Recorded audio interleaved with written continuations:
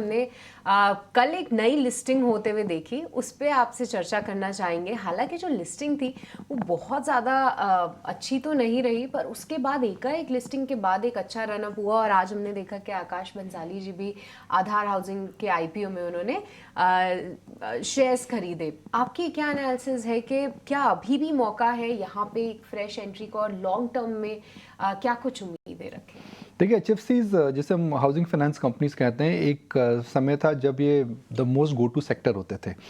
इस समय most go to sectors नहीं है। Number of companies which are listed in terms of the housing finance sector now, इसके अंदर भी काफ़ी छोटी प्राइवेट कंपनीज हैं जो अपने नीश पर हैं, जिनमें टेक्नोलॉजी है और जिनके अंदर काफ़ी अच्छे प्रोसेसेस और सिस्टम्स हैं।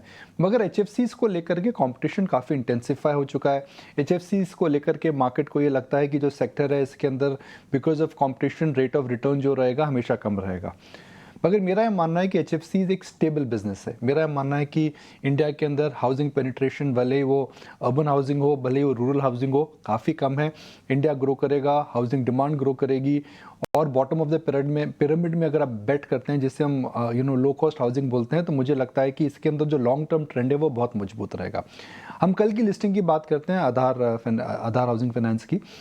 हम आज उस शेयर की दोबारा बात क्यों कर रहे हैं? बिकॉज इसके अंदर जाने माने निवेशक आकाश बंसाली जी, जिनका इनाम से संपर्क है, उन्होंने उसमें निवेश करा है। ब्लू डायमंड करके एक और कंपनी है जो भी इनाम ग्रुप से एसोसिएटेड है।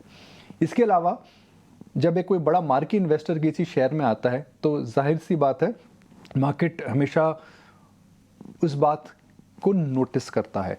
तीसरा, अगर आप एक वैल्यूएशन की बात करें, वैल्यूएशन हमारे स्क्रीन पर है, आधार हाउसिंग वर्सेस आवास फाइनेंस वर्सेस एप्टिस, उसी पूरी कैटेगरी की बात करें जो कि प्राइवेट डोमिनेटेड एचएफसीज हैं, उसके अंदर आवास फाइनेंस की जो आधार हाउसिंग फाइनेंस की जो वैल्यूएशन है मुझे तो अट्रैक्टिव लग रही हैं।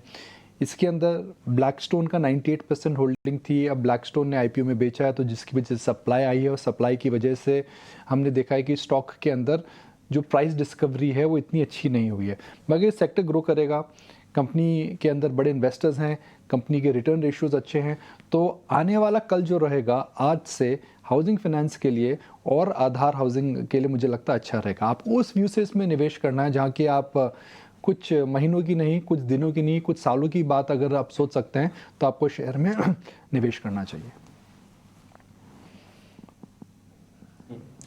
देखो सर, गुड मॉर्निंग। वैसे तो मैं को F5 पे भी क्वेश्चन पूछना था। मेरे पास दो क्वेश्चन है, मैं दोनों को क्लब कर देता हूँ, आप दोनों का अलग अलग जवाब दे दीजिएगा। पहला तो ये F5 की होल्डिंग 27% हो गई है, ये इंडिया में मैक्सिमम 20 तक चले जाते हैं, तो ये कितना सेफ इसको समझें कि अब ज़्यादा नहीं तोड़ेंगे और वापस आ सकते हैं?